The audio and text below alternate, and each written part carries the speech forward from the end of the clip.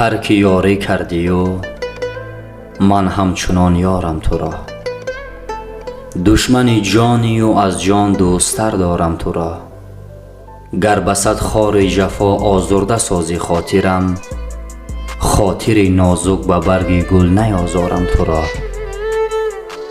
یک دو روز صبر کنه جانی بر لب آمده، زان که خواهم در حضور دوست بسپارم تو را. گفته ای خواهی هلالی را به کام دشمنان، این سزای من که با خود دوست می دارم تو را، دوست می دارم تو را.